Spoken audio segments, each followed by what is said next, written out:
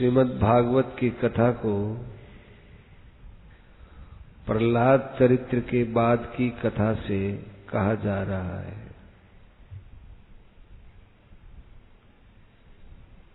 श्रीमद् भागवत का प्रादुर्भाव जन कल्याण के लिए हुआ। चाहे उसे पहले ही पहले भगवान ने कहा हो,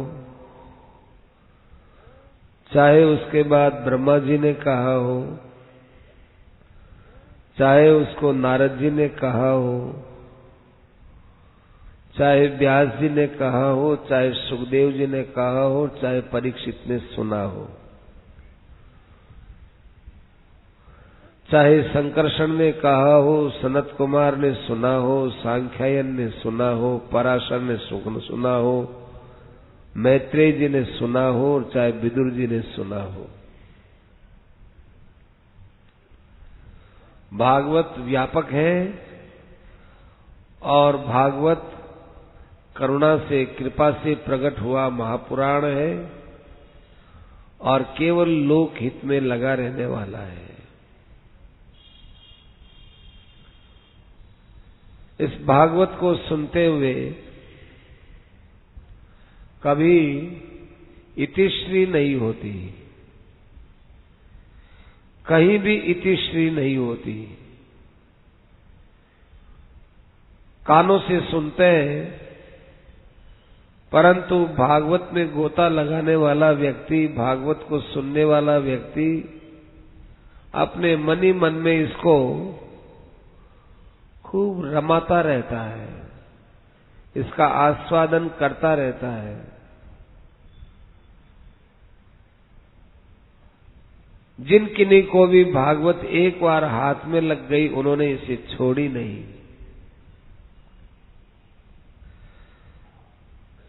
और भागवत की बात, संतों की बात, भगवान की बात कितनी दुर्लभ है, ये आपको सुखदेव जी महाराज इंद्रप्रस्थ के उस महल से बता रहे हैं कि जहां नारद जी महाराज युधिष्ठिर जी को सत्संग पूर्वक भागवत सुना रहे हैं। उस महल में एक तरफ ब्रह्मा जी, एक तरफ नारद जी हैं, महल में भगवान कृष्ण भी मौजूद हैं। परंतु हमारे युधिष्ठिर महाराज नारद जी से बातें पूछ रहे हैं, भगवान कृष्ण से बात नहीं पूछते। क्यों? भगवान अपने विषय में विशेषता से नहीं बता सकते। नारद जी हैं जो भगवान के विषय में खुलकर बताते हैं।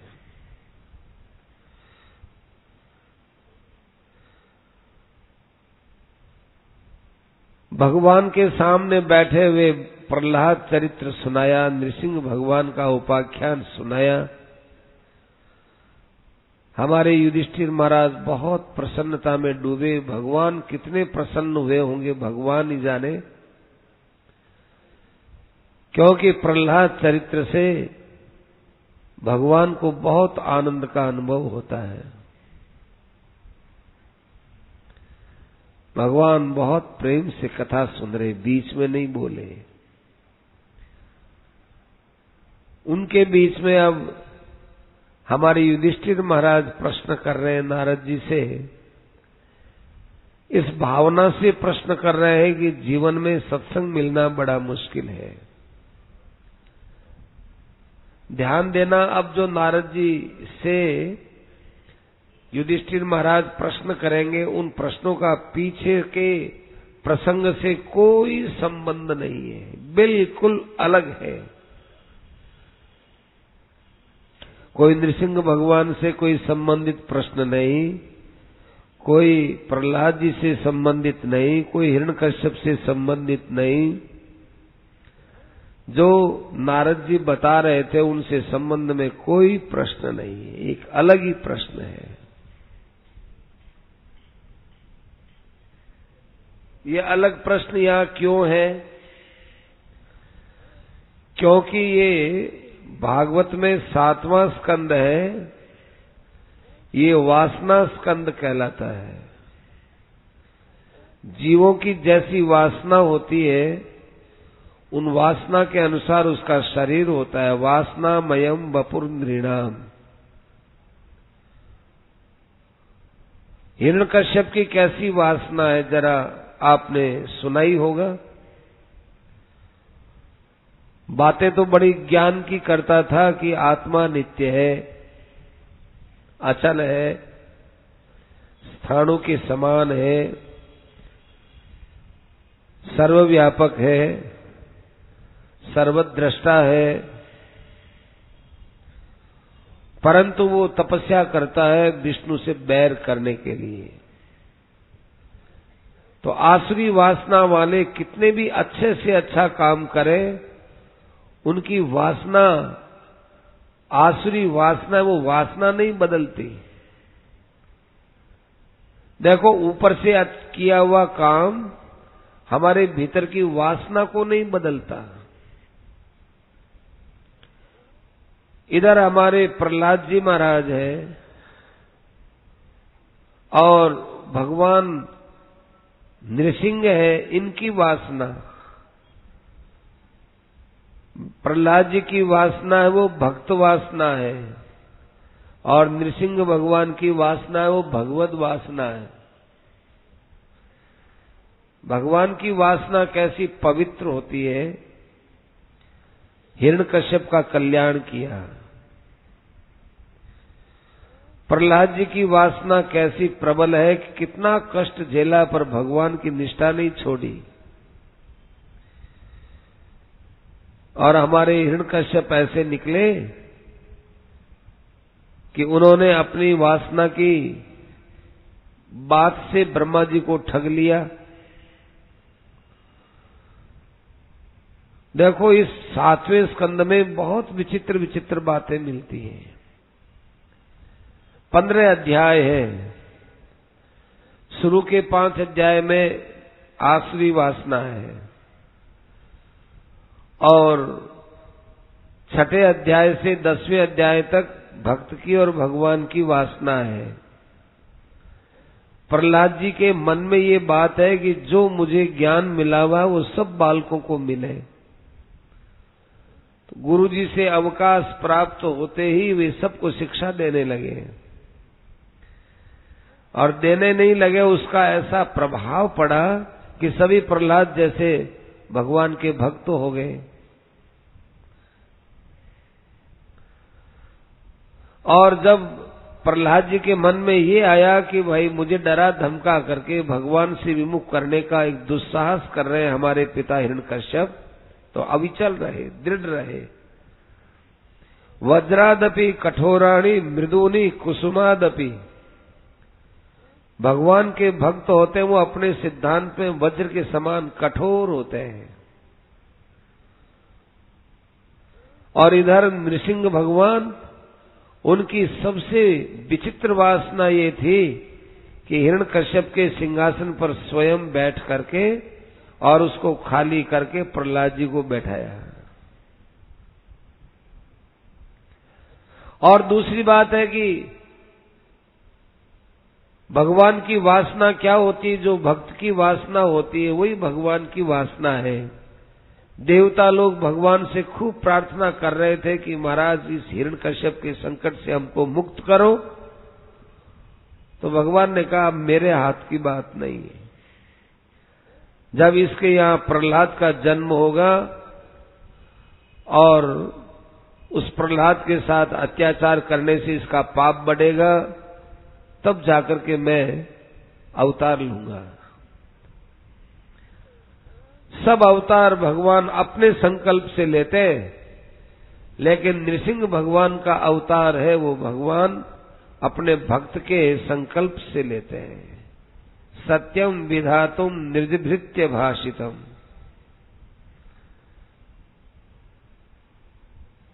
ये अवतार क्या प्रहलाद जी की वासना से हुआ या हिरण्यकश्यप की वासना से हुआ या भगवान की इच्छा से हुआ?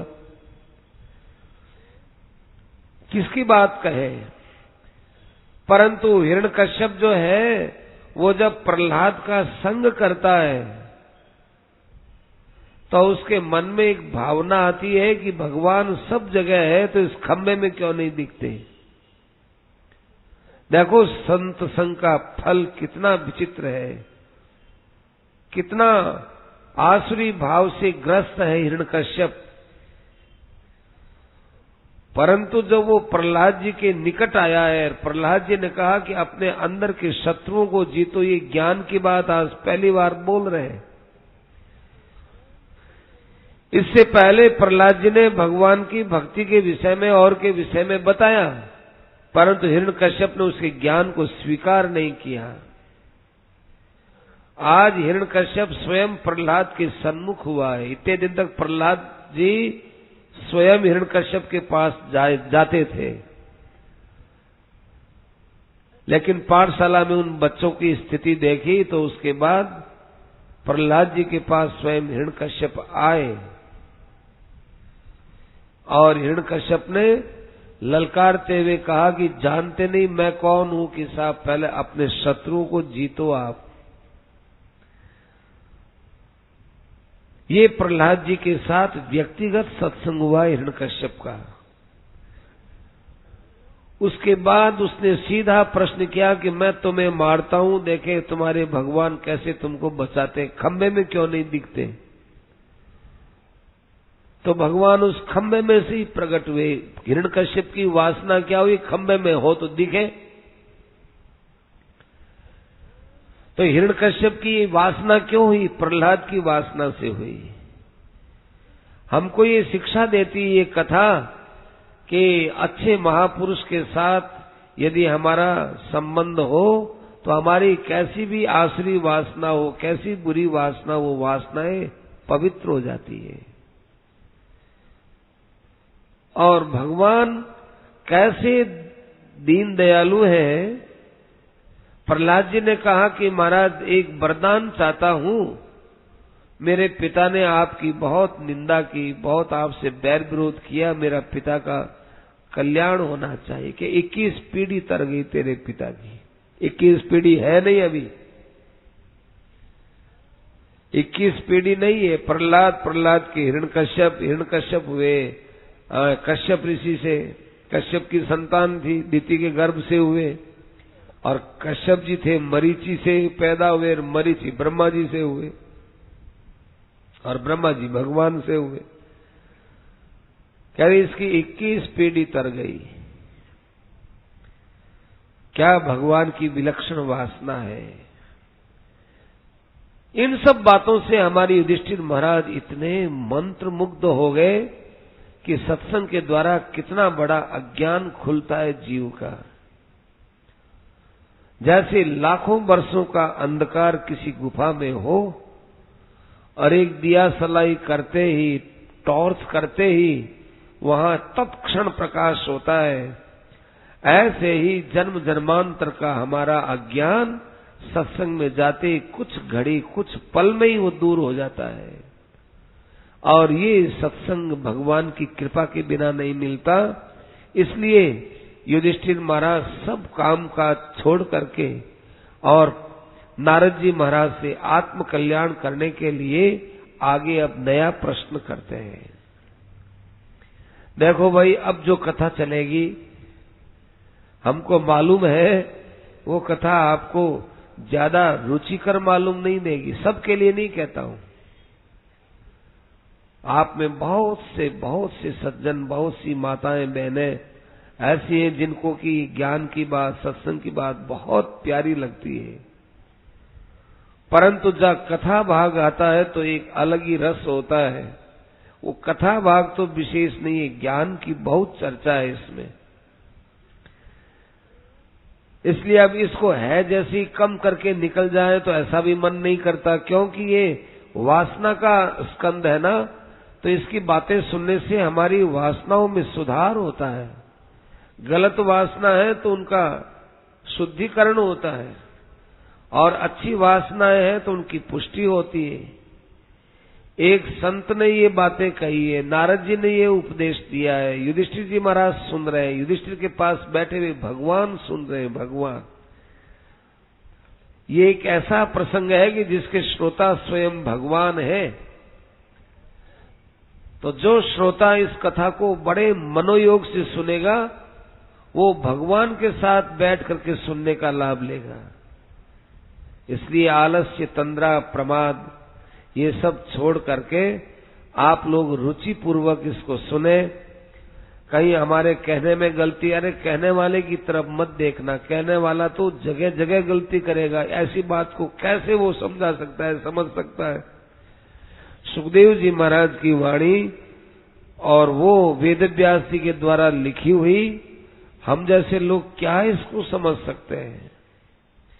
तभी तो आश्चर्य होता है कि आज के युग में जगह जगह जाओ जहां कि साहब भागवत, जाओ जहां भागवत भागवत, हल्ला तो इतना होता है, परंतु उस भागवत में लिखा क्या है, भागवत का मूल क्या है, वहां विचार करते बुद्धि डगमगाती है। यूं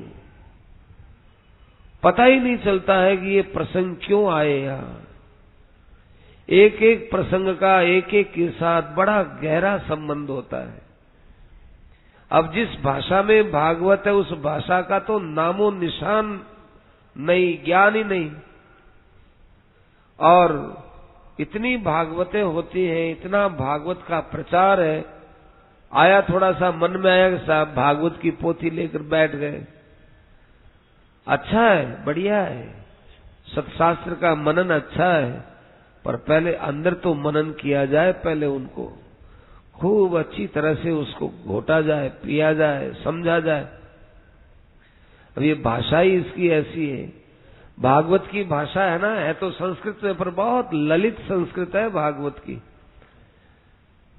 कभी कभी श्लोकों को बोलते हैं तो आनंद आता है, चाहे हम अर्थ न समझे, सुनने में आनंद आता है, लय में आनंद आता है। जैसे रामायण की लय होती है, चौपाइयों का, दोहों का बोलने की जो राग रागनियां होती हैं, वो एक अच्छी लगती है। ऐसे ही कोई जानकार ये श्लोक बोलता है, बहुत अच्छा लगता है। ऐसी ललित संस्कृत है भागवत की, अच्छी संस्कृत, मन में आनंद आए ऐसी। तो भाई ये बहुत ही ऊंचे आनंद की स्थिति वाला ये महापुराण है। अब जो प्रसंग चल रहा है इस विषय में थोड़ी विचार करने की जरूरत रहेगी।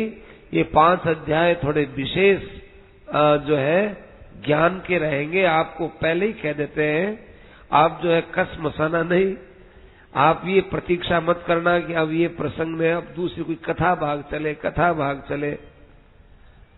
तो एक हमारी कमजोरी बताते हैं कि जो कथा भाग होता है उसको तो हम बहुत संक्षेप में कहना चाहते हैं, क्योंकि कथा तो सुनी हुई होती है। हाँ, ये बात जरूर है कि आप लोग भगवान की कथा कितनी सुन लो, उसमें सरसता ज्यों की त्यों रहती है, बढ़ती रहती है सरसता।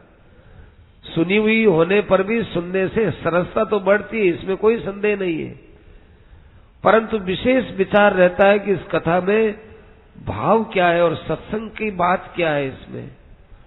इसलिए थोड़ा कथा भाग को कहीं हम संक्षेप में भी कह दें तो आप अपनी सरसता बनाए रखना, आप अपने कथा की रुचि बनाए रखना, और जो खास सत्संग की बात है उसको आप जरूर मनोयोग पूर्वक सुनते रहना। अस्तु। युधिष्ठिर महाराज ने बहुत प्रसन्नता के साथ अब वे नारद जी से और प्रश्न किए। पूछा कि महाराज, मैं आपसे मनुष्यों के सनातन धर्म के विषय में पूछना चाहता हूं। जिस सनातन धर्म में वर्ण व्यवस्था है, जिस सनातन धर्म में आश्रम व्यवस्था है, जिसमें सबके आचार विचार व्यवहार आदि को बताया गया है, उसके विषय में मैं आपसे पूछना चाहता हूं। आप एक ब्रह्मा जी के पुत्र तो है ही, साथ साथ भगवान नारायण के आप पास में विराजमान हैं, और आप जैसे कृपालु पुरुष ऐसी बात बताने के लिए सदा तत्पर रहते भी हैं, और आप इस विषय को गंभीरता से जानते भी हैं। अतः इस विषय का विस्तार से वर्णन करो। नारद जी महाराज कहने लगे कि देखो, मैं नारायण भगवान को प्रणाम करता हूं, और मैंने नारायण भगवान से जो मैंने मनुष्यों के धर्म के विषय में सुना है वो मैं आपके सामने बताता हूं, क्योंकि ये भगवान स्वयं नारायण भगवान दाक्षायणी के यहाँ उत्पन्न हुए। दक्ष की कन्या थी मूर्ति, उससे ये पैदा हुए और बद्री नारायण में जाकर इन्होंने निवास किया। उन भगवान को याद करके बताता हूं। कहते हैं पहली बात तो यह कि धर्म बोलते किसको है। धर्म धर्म धर्म चिल्लाते तो है, हमारी सरकारें भी बोला हम धर्मनिरपेक्ष है। अरे पहले ये तो आप सुनो कि धर्म बोलते किसको है।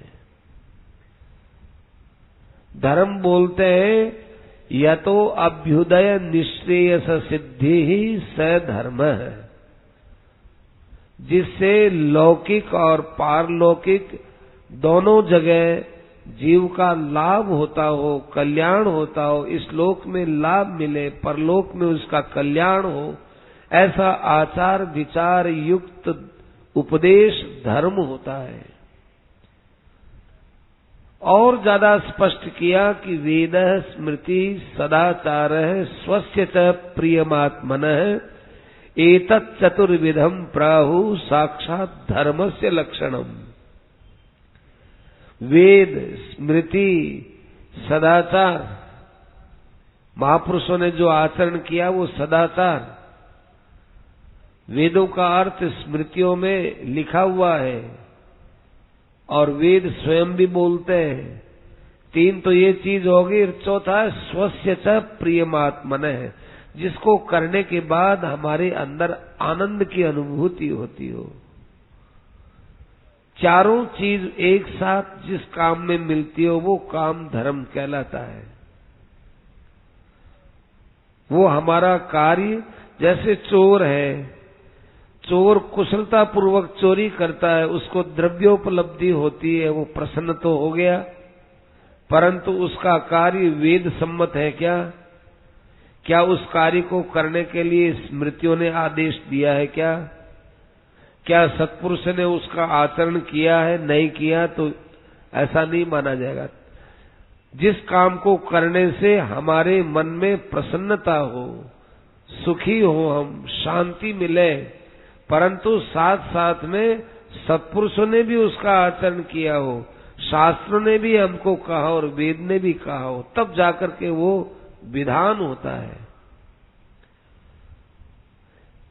इसलिए मनुष्य के लिए 30 लक्षण बताए, सभी मनुष्यों के लिए 63 लक्षणवान धर्म है। वो 30 लक्षणों में क्या बता रहे हैं कि पहली बात है सत्य बोलना, वाणी में सत्यता हो, जैसा देखा जैसा सुना वैसा कहा। लोगों को डर लगता है कि सत्य बोलने, सत्य कैसे कहा जाए, सत्य बोलने में भय लगता हो तो इतने भयभीत होने की जरूरत नहीं, फिर भी भय लगता हो चुप रह सकते हो, चुप रह सकते हो, परंतु असत्य नहीं बोलना चाहिए, असत्य व्यवहार नहीं करना चाहिए, दीन दुखी पर दया करनी चाहिए, एक सहिष्णुता होनी चाहिए। कोई हमारा अपमान करे थोड़ा सहो, कठोरता से कहे थोड़ा सहो, सर्दी गर्मी आदि हो तो उनको सहो। देखो ये अंदर की सहिष्णुता, एक बाहर की सहिष्णुता, मौसम की सहिष्णुता होती है।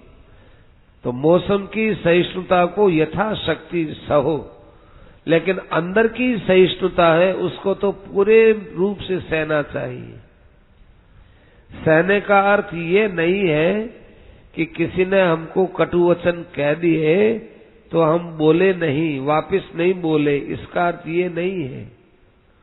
वापिस नहीं बोले, एक बार नहीं बोले, 2 बार नहीं बोले, फिर जो है अकस्मात वो बात फूट पड़ती है, लड़ाई हो जाती है और लोग कहते हैं को थोड़ी सी बात पर लड़ लिए। अरे थोड़ी सी बात पर लड़ाई नहीं होती है। आदमी 1-2 बार सहन करता है, 3-4 बार सहन करता है, उस समय में उस आदमी के वो शब्द है वो संस्कार रूप से अंदर जमा होते हैं। इसने हमको ये कहा, इसने हमको ये कहा, ये अंदर जमा होते होते होते होते जब वो पूरा हृदय उसके द्वेष से भर जाता है, तब थोड़ी सी बात पर टकराहट हो जाती है। लगता तो है थोड़ी सी बात पर, वो जमा कितना होता है। द्रौपदी ने कहा था कि अंधे के बेटे अंधे होते हैं। बात तो बहुत चुभी, और उस समय दुर्योधन बोला नहीं, पर उसका बदला लेने के लिए कितने कितने उसने व्यवहार किए। भरी सभा के अंदर फिर द्रौपदी को कहा गया कि अंधे के बेटे जब अंधे ही होते हैं, तो द्रौपदी तुम्हारा कपड़ा खींचा जा रहा है तो लाज किस बात की, सब अंधे ही तो बैठे हैं यहाँ। ये देखो कैसा जहर पकड़ लिया वो। और इन पांडवों का जो क्रोध बढ़ा था वो इनके बर्ताव से हृदय में जमा होते होते होते आगे जाकर महाभारत का रूप लिया। तो भाई दिखती तो लड़ाई छोटी सी बात पर है, पर सहिष्णुता के अभाव में एक दूसरे के प्रति जो खराब संस्कार अंदर जमा होते हैं वो अकस्मात फूट जाते हैं। इसका नाम सहिष्णुता नहीं है। हमने संस्कार को जमा कर लिया, सहिष्णुता क्या हुई? तो फिर कहें सहिष्णुता कैसे लाएं?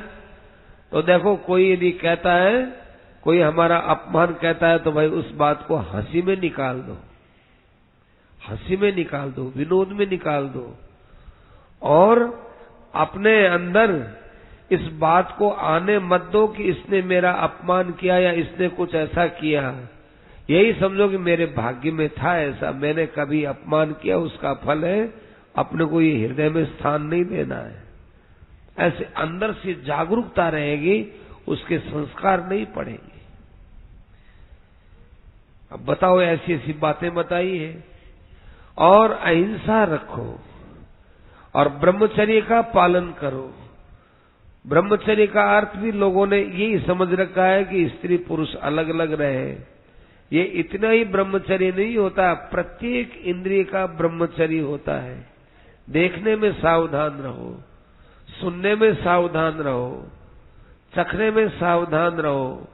हर इंद्रियों में संयमन होता है, उसका नाम ब्रह्मचर्य है।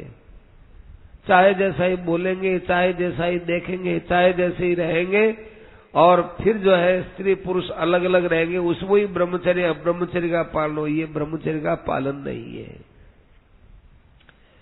और यथालब्ध संतोष रहना चाहिए। संतोष, कैसी भी परिस्थिति आए, जो हमारे हाथ की बात नहीं है, उसमें हम सिवाय संतोष की और कर भी क्या सकते हैं? बड़ी शांति मिलेगी। मौन रहना चाहिए, एक मौन, चुप रहो। मौन भी कैसा? बाहर से तो हम मौन बहुत रह जाते हैं, पर अंदर से मौन नहीं रहते। अंदर से हमारी बातें चलती रहती है। उसने ऐसा कहा, ऐसा किया, वैसा किया। कई लोग देखते हैं कि मौन आए तो ये बात हुई, मौन टूटने के बाद पीछे की सब लेट निकालते हैं, वो खूब बोलते हैं। फिर ऐसा नहीं होना। मौन रहे तो मौन रहने में वाणी का भी मौन हो और मन का भी मौन हो, विचार मौन रहे। कई मौन होते हैं ऐसे, सब मौन मौन में आ गए। और आत्म विमर्शनम, अपने आप को सदा देखना चाहिए। मेरी कहाँ गलती है, मेरे स्वभाव में क्या कमी है। हम लोगों को जो दूसरों के स्वभाव देखने की एक आदत पड़ गई, ये आदत कहाँ से आई? ये आदत भगवान ने हमको दी हमारे दोष देखने के लिए। अब वो चश्मा हम लगा करके दूसरी तरफ देखने लग गए। अरे मेरी आंख पर जो चश्मा है, इस चश्मे से मैं क्या करूं कि मेरी आंख की ज्योति को मैं देख सकता हूं, मेरी आंख से जो दिख रहा है उससे मैं देखूं। लेकिन ये चश्मा लगाकर मैं दूसरों को देखना चाहूंगा, तो ये चश्मा मेरी आंख पर मेरे देखने के लिए, दूसरे के लिए थोड़ा ही है। वो आदमी ऐसा है, वो ऐसा है। कई आदमियों का स्वभाव है, किसी की भी कमी बतवा लो उनसे, किसी की भी निंदा करवा लो, वो अरे वो कहेगा वो कुछ नहीं है, वो कुछ नहीं है। भाई ये अच्छी बात नहीं है। देखो, अपने अंदर देखना चाहिए। आत्मविमर्शन, अपने अंदर ईमानदारी से देखो, ये मेरी भूल है, ये मेरे स्वभाव में बड़ी भारी कमी है। अपने अंदर ही कहने सुनने की जरूरत नहीं है। किसी को कहने तो भाई सरलता से मान लो हम सरल दिखेंगे, अच्छा दिखेंगे, लोगों में कह देंगे, वो कोई फायदा नहीं।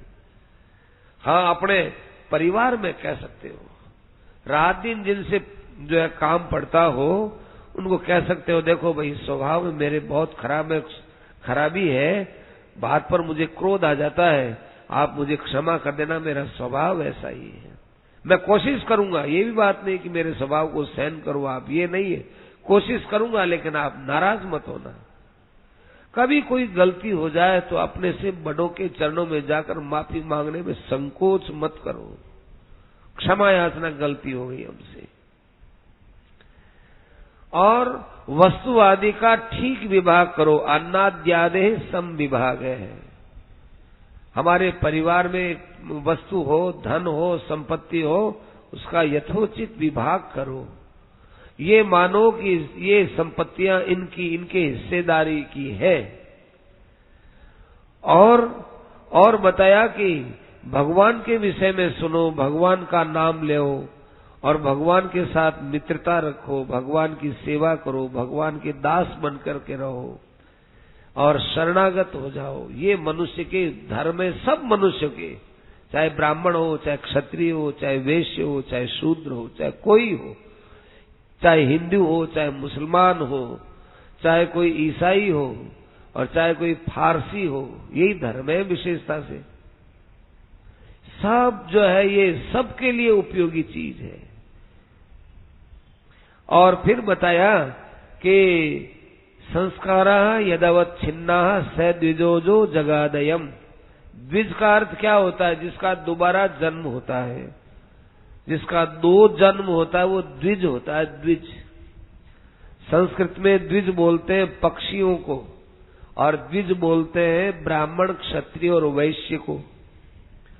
पक्षी होता है ना, उसका एक जन्म तो अंडे के रूप में हो गया।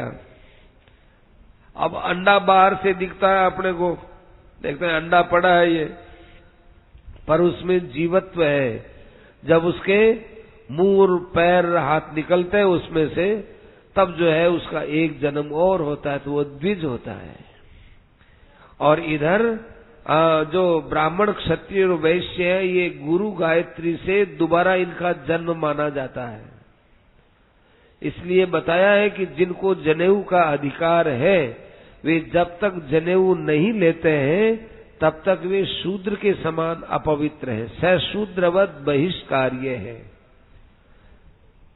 इसलिए बताया, एक एक की आयु भी बताई कि ब्राह्मण को 12 वर्ष की अवस्था से पहले बालक को जनेऊ दिला दो, जिसमें आषोढशाद ब्राह्मण से सावित्री नाति वर्तते। 16 वर्ष के बाद तो उसको जनेऊ इतना विलंब करना ही नहीं चाहिए, पहले से ही दे देना चाहिए। 16 वर्ष से पहले दे ही देना चाहिए, जिससे सावित्री नाति वर्तते। सावित्री का अतिवर्तन नहीं होता, जनेऊ लेने का दोष पाप नहीं लगता। जनेऊ को केवल लोगों ने डोरा मानी, तो ये डोरा है, ये यूं डोरा नहीं, एक विधि पूर्वक बात होती है ना। जैसे मंदिर के अंदर जो मूर्ति होती है वो देखते हैं ये तो केवल पत्थर है, ये दिखने वालों को पत्थर दिखता है, भाव से ही तो उसको भगवान दिखते हैं, पहले बताया भी था। ऐसे ये जनेऊ होती है, ये केवल डोरा नहीं होता, इसका एक विधान होता है। उठा लिया, बाजार से लिया और किसी ने डाल ली, ऐसे नहीं होता है। यज्ञोपवीत संस्कार होता है, इससे बहुत लाभ होता है। यज्ञोपवीत से बहुत लाभ होता है। डॉक्टरों ने खोज की है, पश्चिमी डॉक्टरों ने, विलायती डॉक्टरों ने, कि ये हिंदू लोगों की क्रिया में क्या रहस्य है। तो बताया कि ये जो जनेऊ लगाते हैं लघुशंका वगैरह जाने में, ये जनेऊ को यूं करते हैं, उसका कारण क्या है कि यहाँ की नस है, कान की जो नस है ना, उसका जो है मूत्र त्याग में, मल त्याग में एक संबंध बनता है। ये यहां से बंद रहे तो जो है इससे ठीक रहता है।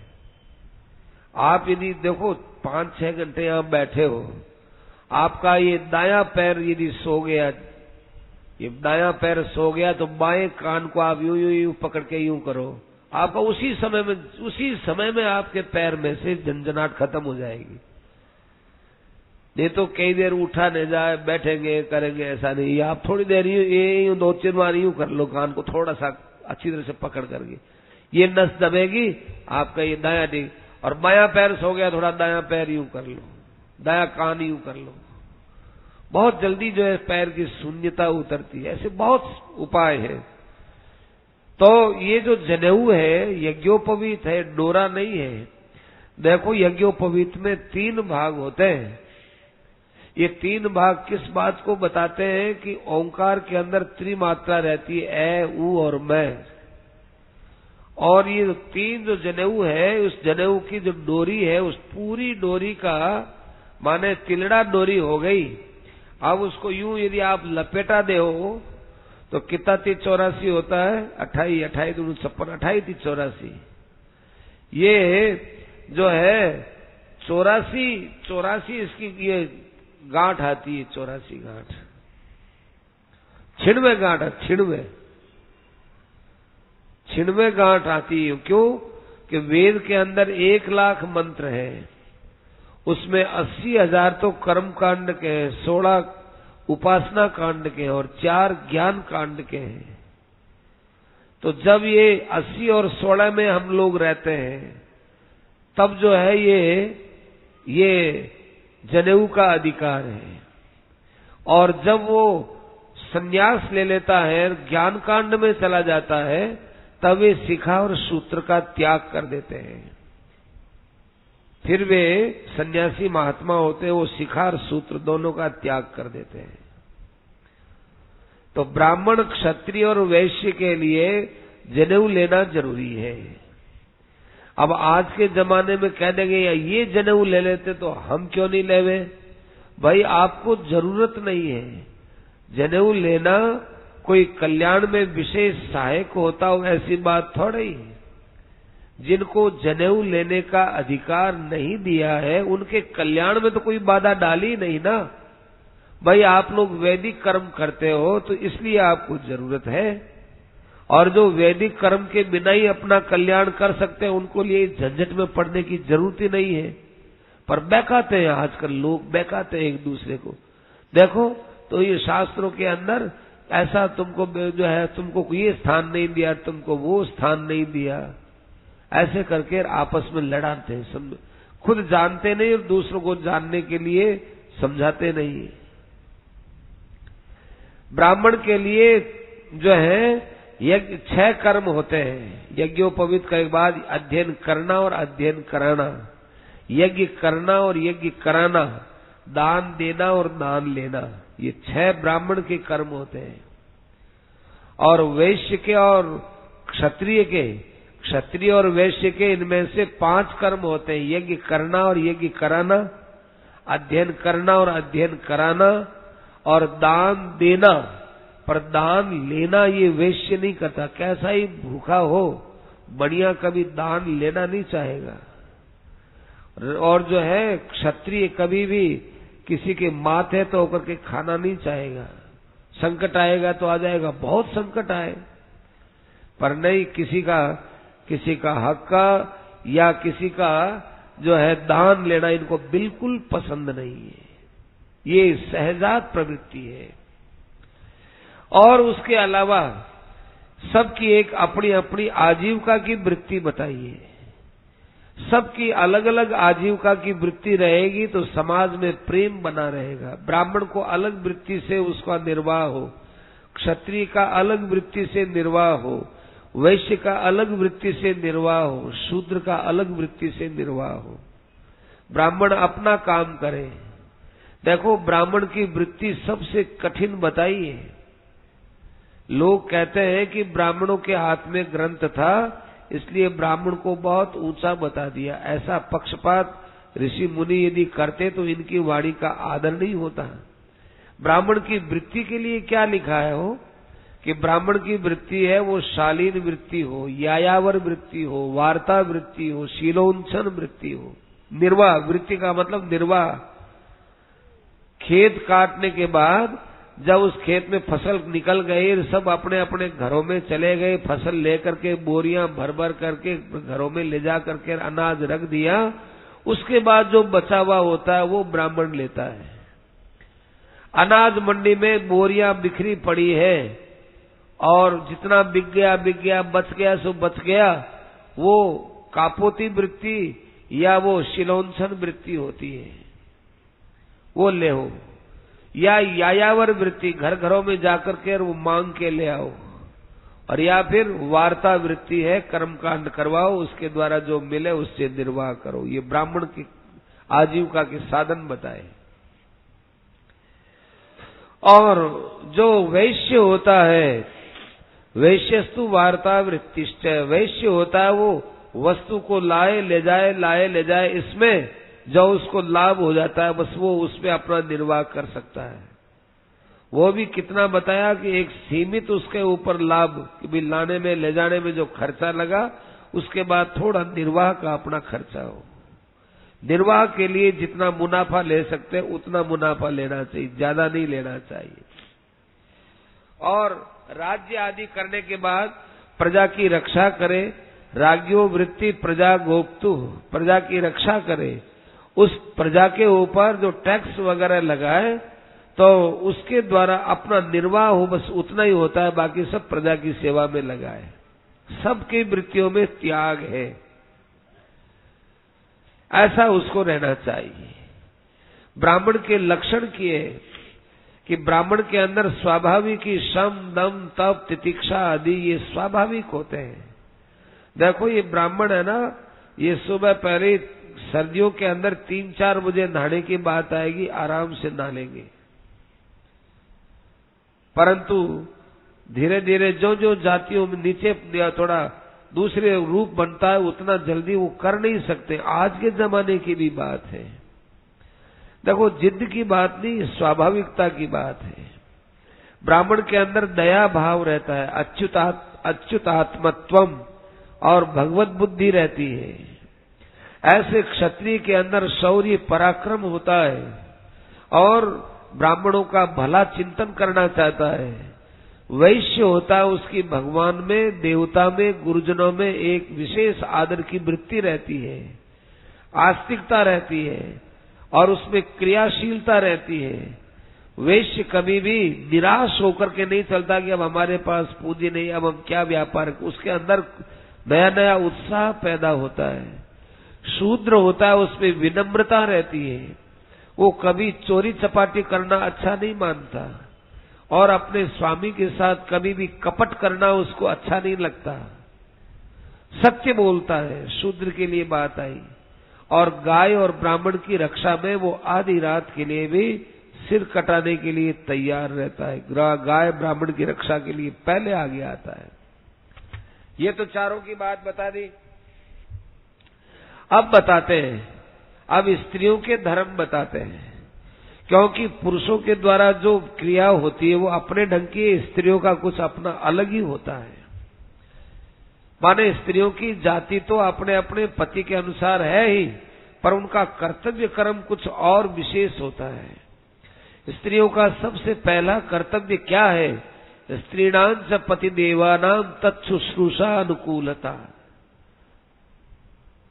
पति को भगवान का रूप स्वरूप समझे और उसकी सेवा का भाव और पति के अनुकूल चले। अनुकूल पति अपने व्यवहार से पति के मन में लेश मात्र भी कष्ट न हो।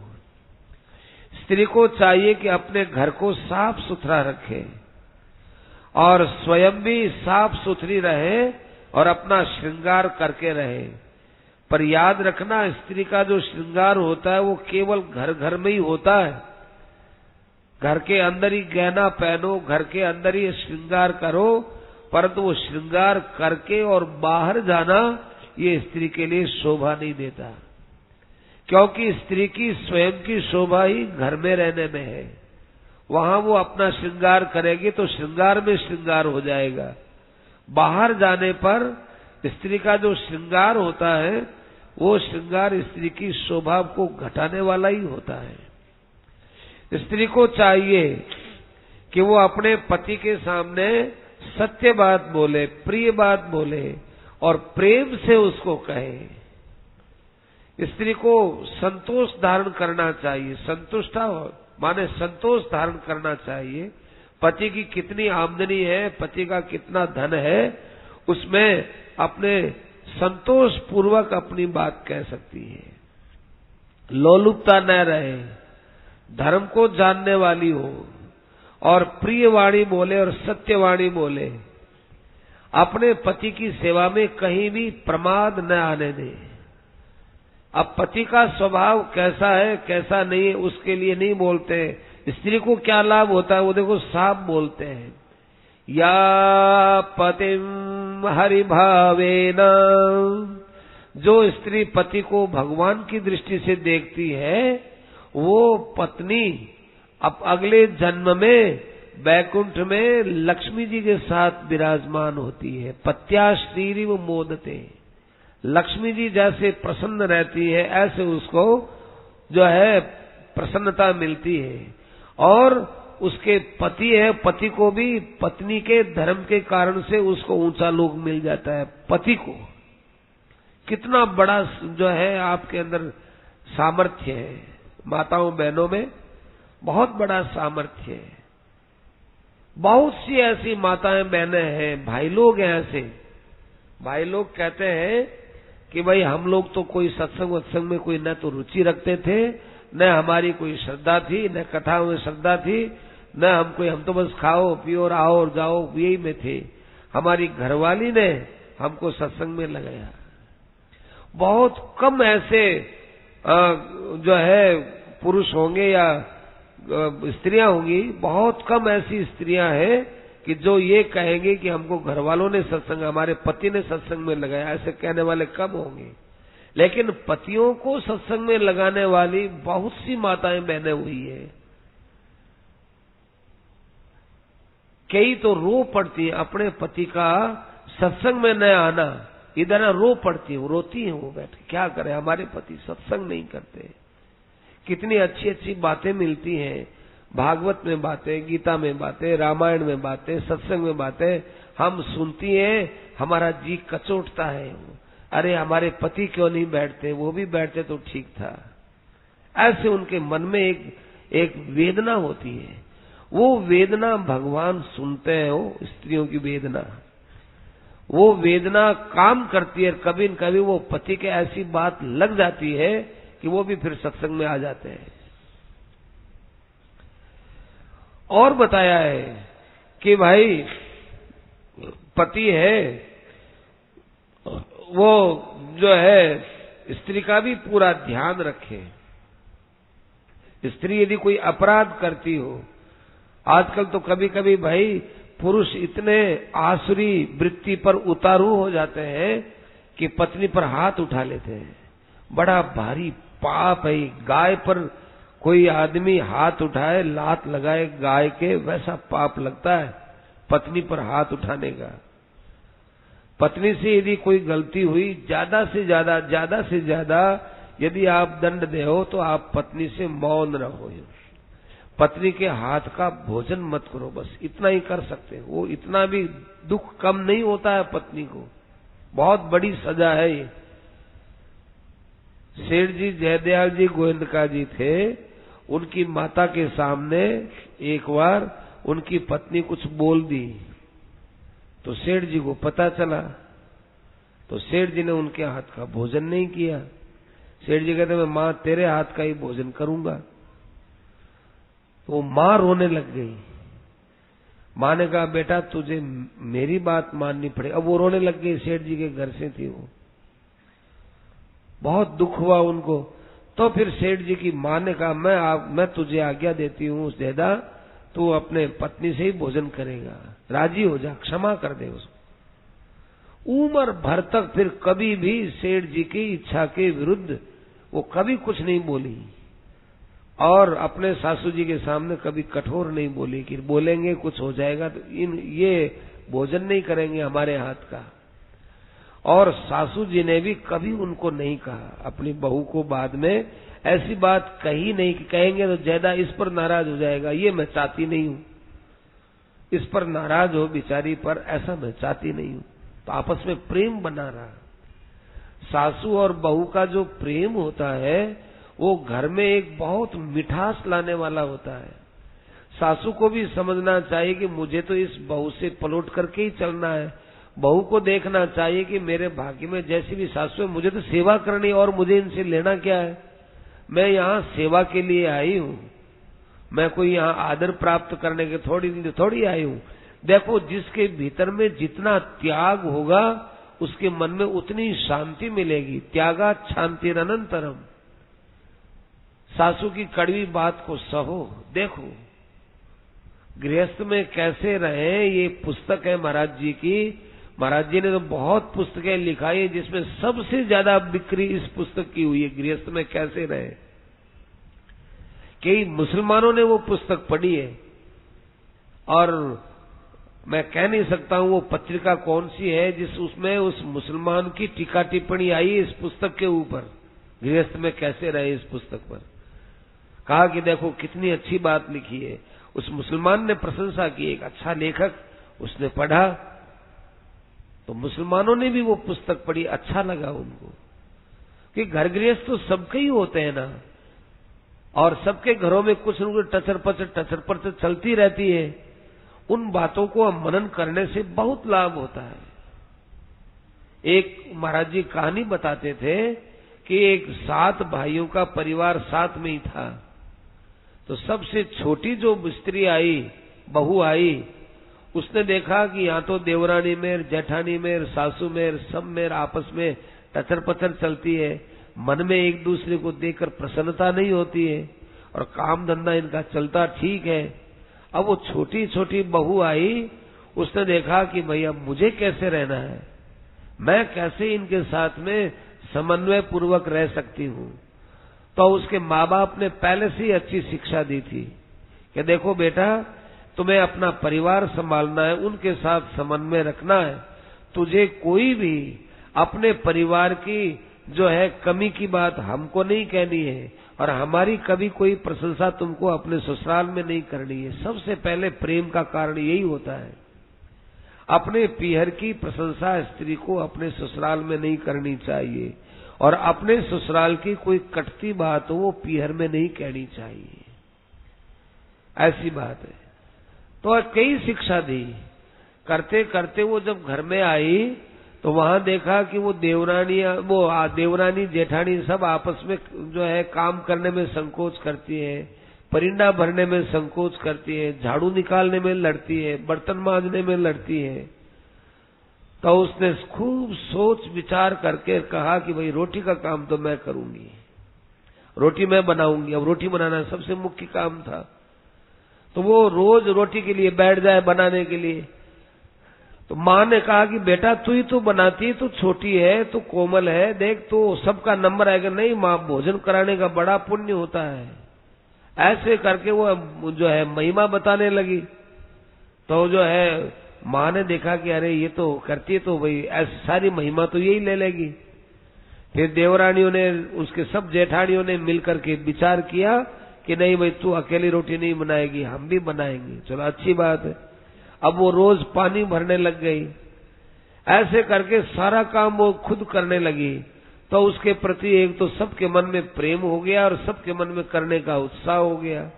क्योंकि जो आदमी काम के लिए हुक्म नहीं देता और खुद काम करता है उसके पीछे सब आ जाते हैं, और जो हुक्म देता है उसके पीछे कोई नहीं आता, और हुक्म वाली जगह पर भी नहीं थी बेचारी। अब जो है एक बार जो है उस सेठ ने अपने सारे बहुओं के लिए गहने बना के दिए। तो उसने छोटी छोटी बहू ने जो गहना मिला वो गहना ले जा करके अपने बड़ी जेठानी को ले जाकर दिया कि जेठानी जी आप रखो ये गहना।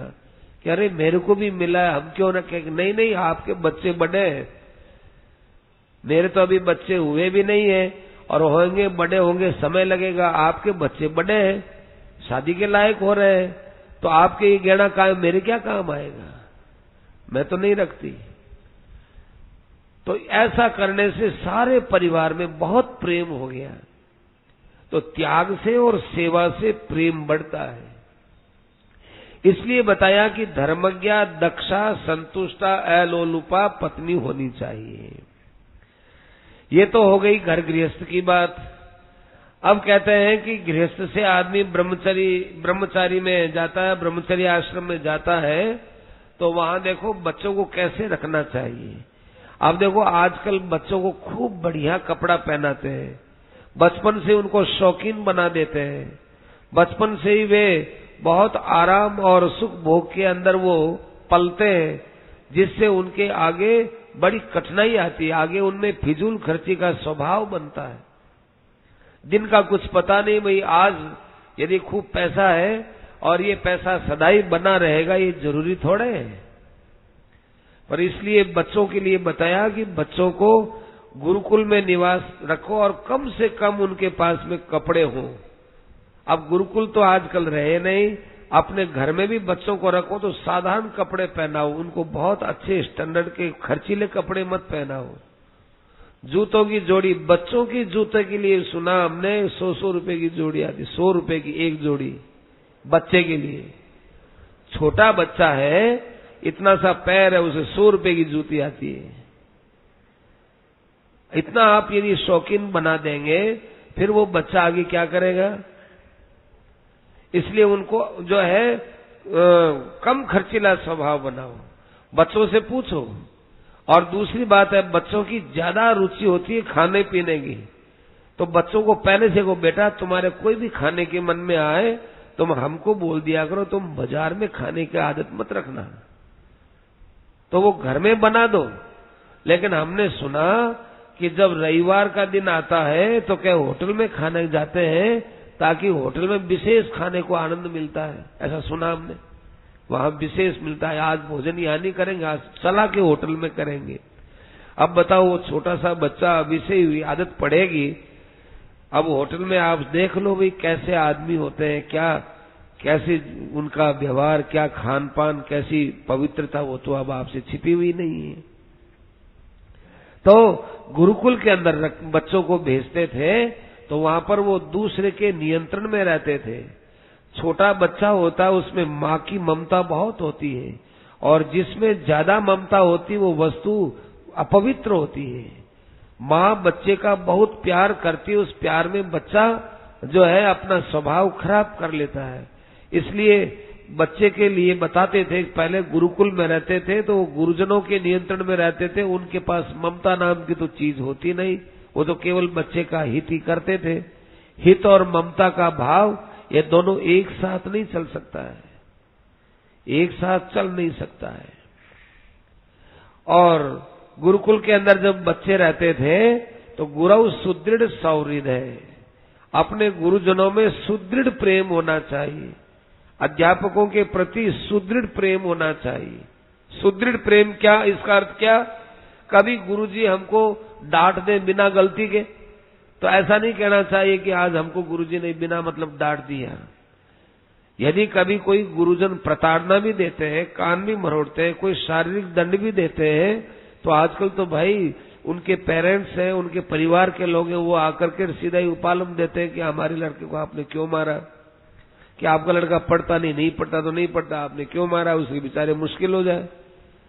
वहां क्या गुरु शिष्य का संबंध टूटता है, और जब तक गुरु शिष्य के संबंध में प्रगाढ़ता नहीं होती है तब तक गुरु का ज्ञान उसके जीवन में चरितार्थ नहीं होता। सीधी बात है, केवल गुरु के बोलने से या ब्लैक बोर्ड पर लिखने से अगले को कुछ समझ में आ जाएगा, ऐसी बात नहीं है। शाब्दिक ज्ञान हो सकता है पर वो ज्ञान उसके जीवन में लाभकारी नहीं हो सकता है। लाभकारी कब होता है, जब अपने गुरुजनों में आदर होता है। विद्यार्थी पढ़े तो उस समय उनको बहुत कम सामग्रियों से और बहुत कम व्यक्तियों से बात करनी चाहिए। जहां तक स्त्रियों का प्रसंग है, ब्रह्मचारी को यावद अर्थम व्यवहारित स्त्रीस्तु स्त्री निर्जितेषु च, स्त्रियों से काम पड़े बोलने चालने का तो यावद अर्थम, जितना सा काम हो उतना ही स्त्रियों के बीच में बैठे, ज्यादा नहीं बैठना चाहिए। वर्जयेत प्रमदा गाथाम, स्त्रियों की चर्चा भी आपस में नहीं करनी चाहिए, और किसी भी स्त्री के विषय में, अंगों के विषय में, सुंदरता के विषय में या और किसी विषय में कोई चर्चा न करें, क्योंकि ऐसा करने से उनके इंद्रियां ऐसी प्रमथनशील है, किस समय में उसको कब क्या धोखा दे देवे पता नहीं चलता है। इसलिए उसको अपने केस संवारने में और अपने शरीर पर उपटन लगाने में, कानों और जो है इत्र वगैरह का प्रयोग करने में और काजल लगाने में, इनमें बहुत सावधानी रखनी, इनका प्रयोग नहीं करना चाहिए। और अपनी जो गुरुजनों की स्त्रियां हैं वो भी यदि युवावस्था में है तो भी ब्रह्मचारी को चाहिए कि उनकी वो कोई शारीरिक सेवा न करे। कारण यह है, युधिष्ठिर की स्त्री है वो एक अग्नि के समान है और मनुष्य का जो मन है वो घृत के घड़े के समान है। देखो ये उपमा क्यों दी यहाँ कि घड़ा आप सर्दियों में जो है घड़े को घी से भर दो, ऊपर से एकदम जो है वो ठसाठस दिखता है, लेकिन अग्नि के पास रखते हैं ना तो अंदर ही अंदर पिघलता है। ऊपर से तो ठीक दिखता है पर अंदर ही अंदर पिघलता है। ऐसे ही स्त्री का प्रभाव अंदर ही अंदर हृदय में बैठता है, तो ऊपर से तो देखो वो दूर रहता ही है, लेकिन अंदर वो स्त्री का प्रभाव कहीं न कहीं अंकित हो ही जाएगा और ऐसा हो जाने के बाद कहीं भी उसका पतन हो सकता है। सुताम अपी रहो जय्याद, सुबह के सत्संग में जैसे बात चली है यही आ गई बात। सुताम अपी रहो जय्याद अन्यदा यावद अर्थकृत। अपने परिवार में भी यदि अपने कोई छोटी बड़ी स्त्रियां हो, चाहे वो बेटी बराबर भी हो, तो भी उनसे अकेले में बिल्कुल बात नहीं करना चाहिए। जितनी बात करे वो जितना व्यवहार है उतना सल्टा दे, उसके बाद ऐसा नहीं करना चाहिए। क्यों? इसमें एक बड़ी मर्म की बात बताई है। क्या बात है कि कल्पयित्वात्मना यावद, ये बहुत ही मुख्य श्लोक है, बहुत अच्छा श्लोक है ये। जिनके पास भागवत है वो इसके ऊपर चिन्ह कर सकते हैं, इतना बढ़िया श्लोक है, इससे समाधान होता है कि कल्पयित्वात्मना यावद आभासम इदम ईश्वर है द्वैतम तावन न विरमेत ये तो यस्य विपर्यय है।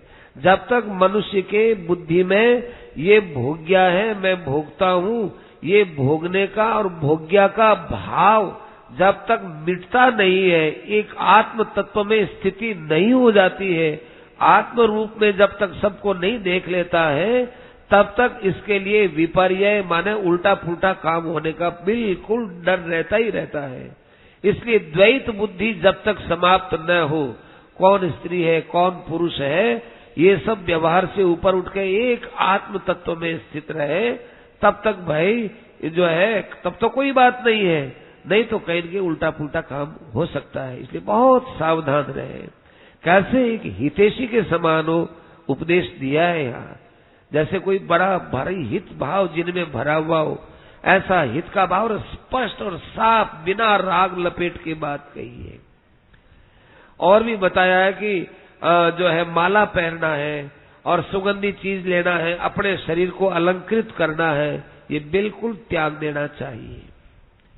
अब वो गुरुजी के पास विद्या पढ़ ली, विद्या पढ़ने के बाद वो या तो गृहस्थाश्रम में जा सकता है या वानप्रस्थ में जा सकता है और या फिर संन्यास ले सकता है। यदि अपने विचारों को अपने विचारों की शक्ति से भोगों के प्रवृत्ति को रोक नहीं पाता तो न्याय पूर्वक गृहस्थ में प्रवेश करे, ताकि अंत में जाकर वो भोगों पर विजय प्राप्त कर ले। इसके लिए गृहस्थ आश्रम में है। और यदि पहले से ही उसके विचार दृढ़ हो गए, आत्मज्ञान हो गया, तो वो सीधा वनवासी या सन्यासी हो सकता है। यदि वो वानप्रस्थ में रहता है तो क्या करे कि वानप्रस्थ में रहे तो वो जो है सूर्य के द्वारा पके हुए फल हो उनका सेवन कर सकता है, कई कच्चे फल होते हैं उनका भी सेवन कर सकता है, और कोई अग्नि से पके हुए उनका भी सेवन कर सकता है। सर्दी गर्मी आदि को उतना ही सहन करना चाहिए जितना ये शरीर मानता हो। और वानप्रस्थी के लिए जरूरी नहीं है, ध्यान से सुनना, ये जरूरी नहीं है कि घर को छोड़ करके जंगल में रहने से ही वानप्रस्थी होता है। नहीं नहीं, वो अपने घर में बैठा हुआ भी 2 महीना 4 महीना 8 महीना 12 महीना 2 वर्ष 4 वर्ष 10 वर्ष 5 वर्ष 10 वर्ष इसका एक नियम लेकर के इतने नियम तक मैं वानप्रस्थी होकर के रहूंगा, इस प्रकार से रह सकता है।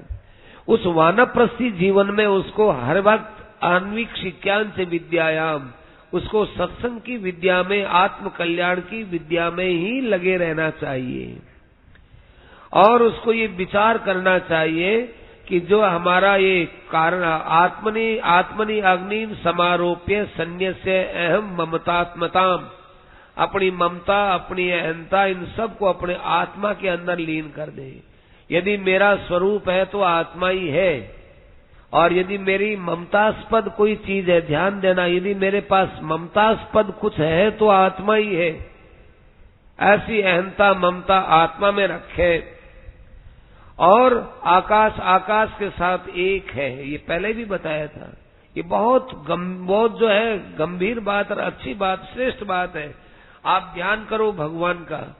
भगवान का ध्यान नहीं होता साहब, हमारा मन इधर उधर चला जाता, कोई हर्जा नहीं। आप बैठ करके खूब विचार करो कि मेरे शरीर के अंदर जो आकाश है, आकाश माने खाली जगह, वो बाहर के खाली जगह से एक है। मेरे अंदर वायु है, वो बाहर की वायु से एक है। मेरे शरीर के अंदर अग्नि है, गर्मी तो है ही, सबके शरीरों में टेम्परेचर है, 98 डिग्री तो रहती है। तो ये टेम्परेचर, ये जो गर्मी है हमारे शरीर में, ये गर्मी और बाहर की गर्मी बिल्कुल एक है।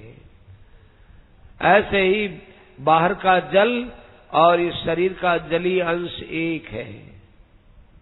अपने शरीर के अंदर की चीजों का ध्यान करें, और जो बाहर के कठोरता है, बाहर की पृथ्वी है, उसके साथ ये मेरी हड्डियां एक है।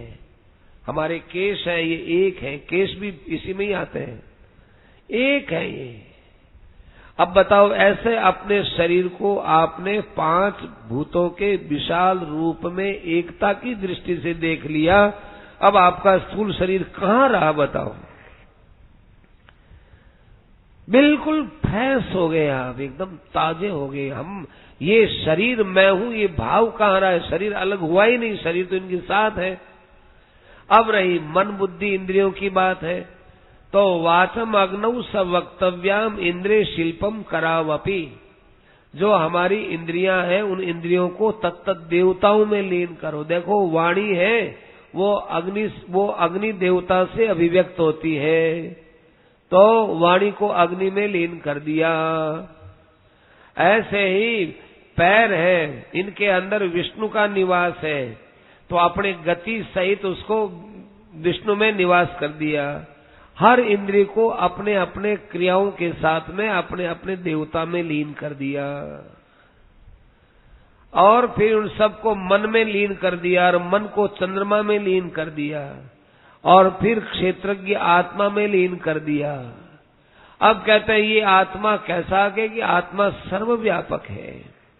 कूटस्थि तच्चि महति तद अव्यक्ते अक्षरे च तत्, और फिर इति अक्षर तयात्मानम चिन्मात्रम अवशेषितम, वो आत्मा चिन्मात्र रह गया, ज्ञान मात्र। माने अपना होना और अपने होने को जानना और होने जानने का आनंद, ये सब तीनों एक है। ऐसे करके वहां सबसे अपना पिंड छुड़ाए। ज्ञात्वाद्वयोथ विरमेत दग्धयो निरिवानल है। जैसे लकड़ी में से आग निकलती है, वो आग निकल करके उस लकड़ी को जलाने के बाद शांत हो जाती है, ऐसे ही अपने शरीर से ये विवेक प्रकट हो, ये आत्म तत्व का ज्ञान प्रकट हो करके इन सब से वो ऊपर उठ जाए,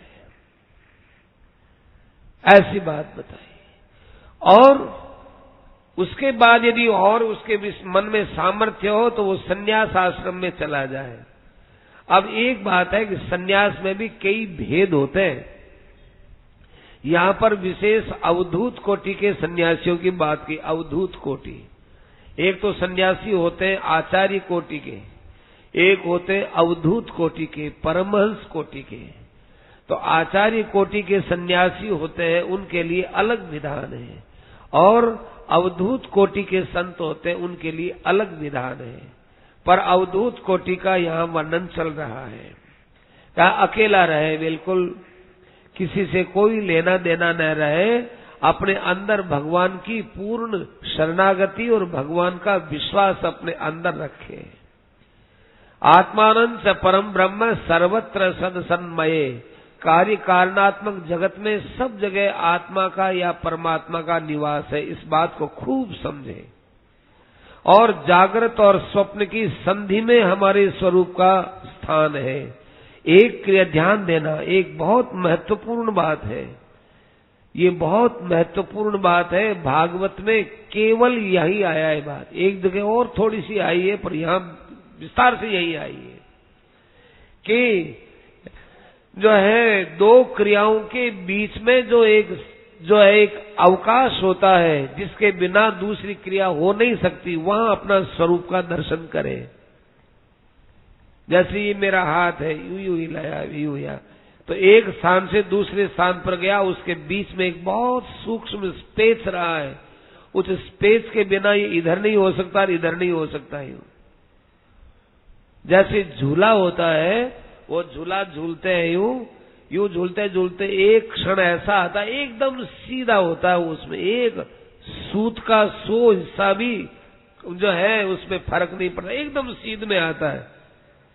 जब झूला यूं झूलता है तो भाई उस समय एक क्षण उसके लिए बिल्कुल सीधा आता है। वो ऐसे ही एक क्रिया के बाद दूसरी क्रिया होती है तो बीच में आत्मा का स्वरूप आदमी समझ सकता है। आत्मनो गतिम आत्मदृक्, और बंधन को और मोक्ष को बराबर देखता रहे। इस संसार को माया मात्र समझे, न वस्तुतः इसको सच्चा न समझे। जितना हम संसार को सच्चा समझेंगे उतना ही संसार हमको प्रभावी करता चला जाएगा, उसका प्रभाव पड़ेगा। कहते कभी कोई अनुकूलता है कि ना अभिनंदित, राजी मत हो उसका हो, हाँ हाँ बहुत अच्छा हो, बहुत अच्छा हो, बहुत बढ़िया हो गया, खूब कमाई हो गई, खूब हमारा आदर हो गया, खूब समय को राजी हो गए, भर गए चित्त में, भाई दुख पाना पड़ेगा। और यदि कभी कोई जो है प्रतिकूलता आ गई, उसके लिए भी नहीं। यहां तक लिखा है कि न तो तुम जीने का आनंद मनाओ, न मृत्यु के लिए कोई भयभीत हो। शास्त्रों में ज्यादा अभ्यास मत करो, ज्यादा वाद विवाद मत करो, किसी के भी पक्ष का विरोध या समर्थन मत करो, चेला चेली मत बनाओ, ज्यादा व्याख्यान आदि के चक्कर में मत पड़ो, आश्रम आदि मत बनाओ। ये सब अवधूत कोटि के महात्मा के लिए है।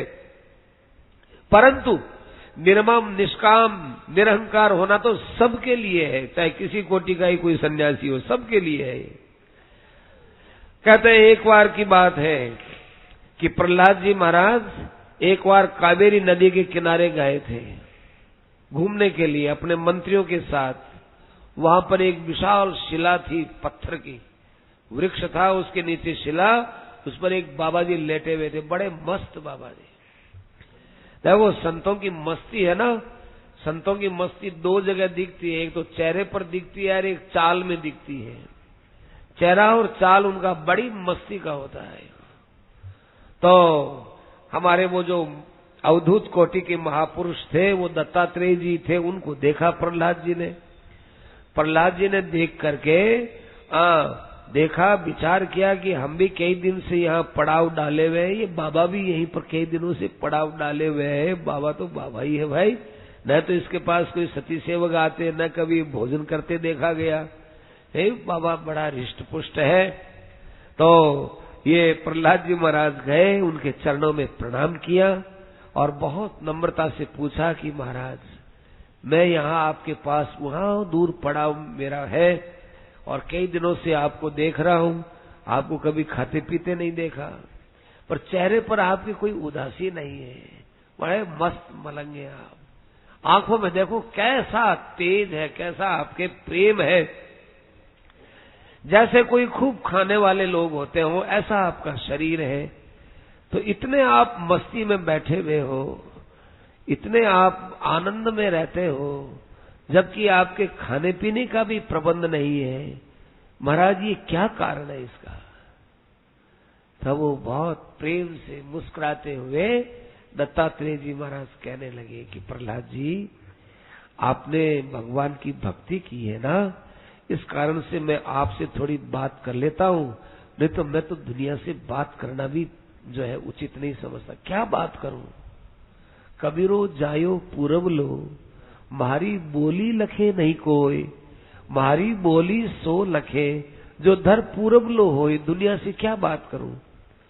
मैं पूर्वी देश में रहने वाला, मेरी बोली दुनिया जानती नहीं, और दुनिया की बोली मैं समझता हूं, मेरी बोली ये समझते नहीं। मैं सब समझता हूं दुनिया की बोली, क्या कहूं, किससे बात करूं? तुम भगवान के भक्त हो भाई, तुम्हारे हृदय में भगवान की भक्ति का स्वरूप विद्यमान है, इसलिए तुम्हारा हृदय भगवान के प्रेम के प्रकाश से प्रकाशित हुआ है। तुमसे बात करने का मन करता, हर किसी से क्या बात करें? तो सुनो, देखो प्रहलाद, मैं एक अपनी बात बताता हूं, मेरी जीवनी बताता हूं। अब देखो, जीवनी के नाम से क्या करते हैं अपने कि साहब कहां जन्मे, कहां मरे, कैसे हुआ, ये जीवनी नहीं है। संतों की जीवनी कुछ और ही होती है। एक संत थे, उनके पास में कोई गए कि महाराज आपकी जीवनी लिखाओ। उन्होंने कहा कि मेरी जीवनी लिखना चाहते हो, लिख लो, दुखों का प्रभाव, बस दुख का प्रभाव, ये मेरी जीवनी, पूरा जीवन आ गया है इसमें। जीवन में बहुत दुख आए, पर उनका प्रभाव है, दुख का एक अलग प्रभाव, माने दुख से मुझे क्या शिक्षा लेनी चाहिए, मैंने दुख का यही सदुपयोग किया है, ये मेरी जीवनी है। ऐसे ऐसे संत है भाई, संतों की गति रामदास, जग से लखी नहीं जाए, बाहर तो संसार सा भीतर उल्टा था है। हमारे बीच में संत रहते हैं, हमसे बोलते हैं, चालते हैं, सोते हैं, खाते हैं, पीते हैं, रहते तो वैसे ही है, परंतु भीतर में कैसी क्या है उनकी गति को कोई जान नहीं सकता है। वो कहते हैं कि देखो मेरा जीवन बताऊं। हे प्रहलाद, कभी पूरी न होने वाली इन कामनाओं की वशीभूत होकर मैंने एक नहीं अनेक अनेक शरीर धारण किए थे। बहुत दुख पाया इस कामना के पीछे। कोई भगवान की ऐसी कृपा हो गई कि उनकी कृपा से अपने कर्मों के जाल में फंसता फंसता फंसता मैं यहां आ गया, मानव शरीर में। और भी प्राणी यहां आते रहते हैं। मुझे बड़ा विचार आता है कि यहां मानव सुख के जितने साधन जुटाता है वही दुख पा लेता है। स्त्री को प्राप्त करता है, दुख पाता है, मकान को बनाता है, दुख पाता है। सुखाय अन्यापनुत्तये, सुख की प्राप्ति के लिए और अन्य माने दुख को दूर करने के लिए वो साधन जुटाता है, परंतु उसका फल उसको उल्टा मिलता है। इसलिए निवृत्तोस्मि विपर्ययम्, उल्टा फल देखकर मुझे तो संसार से एक वैराग्य होगा, घृणा सी हो गई। अरे जिसको मैंने सुख के लिए अपनाया उसी ने मुझे दुख दे दिया। फिर मैं जो ही उल्टा हुआ तो भाई मुझे दिखाई दिया, अरे सुख तो मेरा अपना स्वरूप है। एक बाबा जी थे, वो तालाब के किनारे गए स्नान करने के लिए, तो एक आदमी तालाब में कूदे फिर बाहर आए, कूदे बाहर आए। बाबा जी ने देखा कोई बच्चा है बेचारा, नहाने धोने का करता होगा। बाबा जी चले गए। बाबा जी त्रिकाल संध्या करते थे। दोपहर में फिर आए स्नान करने के लिए। अब की बार स्नान करने आए तो फिर उसको वैसे ही कूदते फांदते देखा। अंदर गया फिर बाहर आया, तो देखा कि भी क्या बात है ये, चलो अपने को क्या है, बच्चे होंगे। शाम को फिर आए बाबा जी नहाने के लिए, उसको वैसे ही कूदते देखा। बाबा जी ने बड़े पूछा, मैं आज 3 बार आया, तीनों बार तू मुझे यहां मिला, तू घर भी नहीं गया, तूने भोजन भी नहीं किया, तेरे परिवार वाले, तेरे माँ बाप तेरी प्रतीक्षा करते हुए तू गया नहीं, बात क्या है? और तेरे चेहरे पर कुछ यूं जो है प्रसन्नता नहीं है, तू कुछ तो अन्य मनस्का सा हुआ है, बात क्या है तेरे? तो कहा महाराज देखो देखो, मैं जब तालाब के बाहर आता हूं तो ये देखो ये सोने का कंठा, हीरे का कंठा मुझे यहां से दिखता है, देखो कैसा दिख रहा है कि नहीं बताओ? ये देखो ये दिख रहा है। और जब मैं इस हीरे के कंठे को देखकर मैं कूदता हूं वहां उस सीध पर, वहां जाकर के हाथ से देखता हूं, सिवाय कादे के मुझे कुछ नहीं मिलता। यदि यहां हीरे का कंठा न हो तो मुझे दिखता क्यों है, और यदि वो यहां है तो मुझे मिलता क्यों नहीं है, मुझे कादा कीचड़ क्यों मिलता है। इस अधेड़ पुन में साहब सुबह से देर शाम का समय निकल गया, क्या करूं। बाबा जी ने कहा कि बात तो तेरी ठीक है, अरे तो इधर मत देख, थोड़ा सा यूं करके देख, उल्टा यूं देखा, देख रहे ये रहा, देख तेरे हीरे का कंठा। इस हीरे की कंठे की परछाई पड़ रही थी पानी में, उस परछाई को तू सच्चा मान रहा है, मिला तुझे कादा कीचड़। तुझे एक बार भी समझ लेना चाहिए कि यहां होता तो मुझे मिलता। अब उल्टा होकर के देखियो, उल्टा हो जाएगा तो वृक्ष के ऊपर ही वो कंठा किसी का कोई भूल गए रह गया, उड़ा करके हो ले लिया महाराज, ये तो 1 मिनट में मिल गया। हमारे दत्तात्रेय जी कहते हैं सुखम अस्य आत्मनो रूपम, अरे सुख है, आनंद है